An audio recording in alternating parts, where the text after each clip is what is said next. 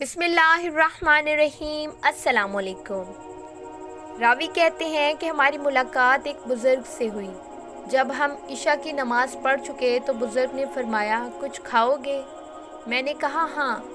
فرمایا، غار کے اندر چلے جاؤ، وہاں جو ملے کھا لو۔ میں اندر گیا تو ایک پتھر پر اخروٹ، منکی، خرنوب، سیب، انجیر، یہ سب چیزیں ایک ایک طرف رکھی ہوئی پائی۔ میں نے جتنا چاہا ان میں سے کھا لیا۔ رات بھر وہ جاگتے رہے۔ جب سحر کا وقت ہوا تو انہوں نے نماز وتر ادا کی۔ پھر جو کچھ موجود تھا اس میں سے کھایا اور بیٹھے رہے، یہاں تک کہ صبح فجر کی نماز ادا کی اور بیٹھے ہی بیٹھے سو گئے، حتیٰ کہ آفتاب طلوع ہو کر 2 نیزوں کے برابر بلند ہو گیا تو کھڑے ہوئے اور وضو کر کے غار میں داخل ہوئے۔ میں نے پوچھا کہ یہ میوہ کہاں سے آتا ہے؟ اس سے اچھا تو میں نے کبھی نہیں کھایا۔ فرمایا، یہ تم آنکھوں سے دیکھ لو گے۔ اتنے میں ایک پرندہ آیا جس کے دونوں بازو سفید اور سینہ سرخ اور گلا سبز تھا، اور اس کی چونچ میں منکی اور پاؤں کے بیچ میں اخروٹ تھے۔ اس نے منکی کو منکی پر اور اخروٹ کو اخروٹ پر رکھا۔ جب اس کے پروں کی آہٹ سنی تو فرمایا، تو نے دیکھ لیا؟ میں نے کہا ہاں۔ فرمایا، یہی پرندہ میرے پاس یہ چیزیں لاتا ہے 30 سال سے۔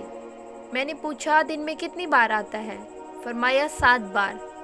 میں نے حساب کیا تو 15 بار آیا اور گیا۔ میں نے ان سے ذکر کیا تو فرمایا، تمہارے واسطے ایک بار زیادہ لاتا ہے، اور ان کا لباس ایک چھال کا تھا جو کیلے کی مثل تھا۔ میں نے پوچھا، یہ کہاں سے آپ کے پاس آتا ہے؟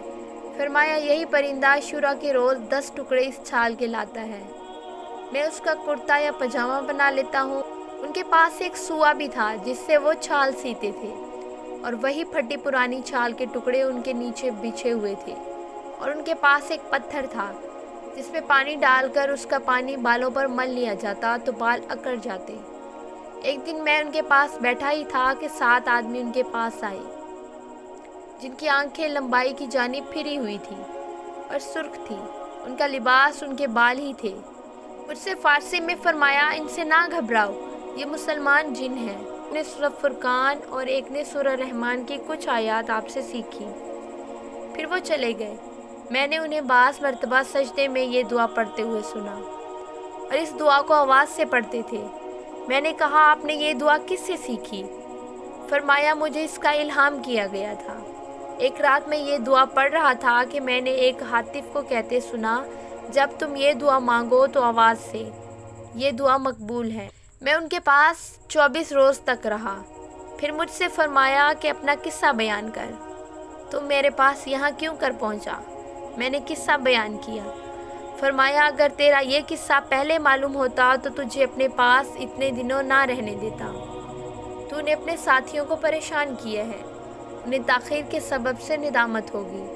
تمہارا ان کے پاس لوٹ جانا میرے پاس ٹھہرنے سے زیادہ اچھا ہے۔ میں نے کہا، میں راستہ نہیں جانتا۔ آپ خاموش ہو گئے۔ جب زوال کا وقت آیا تو فرمایا، اٹھو چلو۔ میں نے کہا، مجھے کچھ نصیحتیں کیجیے۔ فرمایا، ادب سیکھو اور بھوکا رہنا اختیار کرو۔ مجھے امید ہے کہ تم قوم سے مل جاؤ گے، اور مجھے یہ ہدیہ بھی دیا، اور وہ یہ کہہ کر فرمایا کہ تم طواف زیارت کے دن زمزم اور مقام ابراہیم کے درمیان ڈھونڈو، ایک شخص ان صفات کا ملے گا، ان کو میرا سلام کہیو اور اپنے واسطے دعا کی خواستگاری کرو۔ پھر وہ مجھے لے کر غار سے باہر نکلے۔ دیکھا تو ایک درندہ غار کے دروازے کے باہر کھڑا ہے۔ اس سے آپ نے کچھ کہا جسے میں نے نہ سمجھا، اور مجھ سے کہا کہ اس کے پیچھے پیچھے چلے جاؤ۔ جب وہ کھڑا ہو جائے، اپنے سیدھے بائیں طرف دیکھنا، تمہیں راستہ مل جائے گا۔ وہ درندہ تھوڑی دیر میں آگے کی طرف چلا اور پھر کھڑا ہو گیا۔ جب میں نے اپنی سیدھی جانب نظر کی تو دمشق کی ایک گھاٹی نظر آئی۔ میں دمشق کی جانب مسجد میں گیا تو بعض ساتھیوں سے ملاقات ہوئی۔ میں نے ان سے قصہ بیان کیا اور ہم ان کی تلاش میں نکلے، اور بہت سے آدمی میرے ساتھ ہوئے۔ چنانچہ ہم ایک پہاڑ اور ایک چشمے پر پہنچے اور 3 دن تک اس غار کو ڈھونڈا، مگر اس کا پتہ نہ چلا۔ پھر انہوں نے کہا، یہ چیز تم پر ظاہر ہو گئی ہے اور ہم سے پوشیدہ کی گئی ہے۔ میں ہر سال حج کرتا تھا اور اس شخص کو جس کا اس بزرگ نے بتایا تھا تلاش کرتا تھا، وہ مجھے نہ ملے، حتیٰ کہ 8-10 برس گزر گئے۔ اس کے بعد میں نے اس شخص کو جن کا اس نے پتہ بتایا تھا زمزم اور مقام ابراہیم کے درمیان بعد عصر کے پایا۔ میں نے انہیں سلام کیا، انہوں نے جواب دیا۔ میں نے عرض کیا کہ آپ میرے لیے دعا فرمائیں۔ انہوں نے میرے واسطے چند دعائیں کی۔ پھر میں نے کہا ابراہیم کرمانی آپ کو سلام کہتے ہیں۔ انہوں نے پوچھا کہ تم نے انہیں کہاں دیکھا؟ میں نے کہا کوہ لبنان پر۔ مجھ سے کہا خدا ان پر رحم کرے۔ میں نے کہا کیا ان کی وفات ہو گئی ہے؟ اس وقت میں نے ان کو ان کے بھائیوں کے ہمراہ غار میں دفن کیا ہے اور ان کی نماز ادا کی ہے۔ جب ہم غسل دیتے تھے تو اس وقت وہ پرندہ جو ان کے لیے میوے لایا کرتا تھا گر پڑا اور پر مارتے مارتے مر گیا۔ ہم نے اسے بھی اس کے پاؤں کے پاس دفنا دیا۔ پھر وہ شخص طواف کے واسطے چلے گئے۔ اس کے بعد میں نے انہیں نہیں دیکھا۔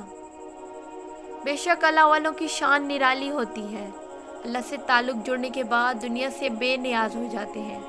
انہیں دنیا کے اسباب کی کوئی ضرورت نہیں رہتی اور اللہ تعالیٰ خود غیب سے ان کی مدد فرماتے ہیں۔ اللہ تعالیٰ ہمیں بھی نیک بننے کی توفیق عطا فرمائے، آمین۔ پیارے دوستو، اگر آپ کو ہماری ویڈیو اچھی لگی ہے تو ہمارے چینل کو سبسکرائب کریں تاکہ ہر آنے والی نئی ویڈیو آپ تک پہنچ جائے۔ ملتے ہیں کسی نئی ویڈیو میں، تب تک کے لیے اللہ حافظ۔